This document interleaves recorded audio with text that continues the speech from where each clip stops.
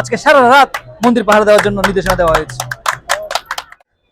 রামু উপজেলায় বসবাসরত সমস্ত হিন্দু ধর্মাবলম্বী ভাই বোনদেরকে প্রথমে শারদীয় শুভেচ্ছা রইল।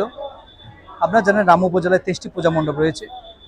আমি দূরের মণ্ডপগুলা আগে ষষ্ঠী, সপ্তমী, নবমী, অষ্টমীতে আমি দূরের মণ্ডপগুলা ভিজিট করেছি এবং আজকে আমার বাড়ির পাশে যে মণ্ডপগুলো রয়েছে সর্বশেষ নবমীতে আমি সেই মণ্ডপগুলো ভিজিট করছি। রামুতে আমরা সবাই সম্প্রীতির সাথে বসবাস করি।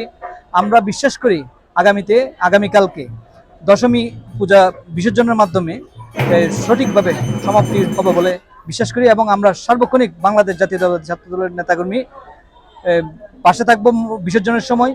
আমাদের কক্সবাজার জেলার প্রাণপুরুষ জননেতা জনাব সালাউদ্দিন আহমেদ আমাদেরকে নির্দেশনা দিয়েছেন হিন্দু ভাই বোনদের পাশে থাকার জন্য। আমরা সালাউদ্দিন ভাইয়ের কথা মতো ওনার আদেশ মেনে আমরা সবাই পাশে রয়েছি। আমাদের জন্য আসলে আমরা ওনাকে উজ্জ্বল পরিষদের পক্ষ থেকে অসংখ্য ধন্যবাদ জানাই। প্রতি বছরের ন্যায় এবছরও আমাদের মায়ের আগমন পত্রা মায়ের পূজা মহাষষ্ঠী থেকে শুরু করে মহাসপ্তমীর বিকল্পে মহাষ্টমী আজ মহান।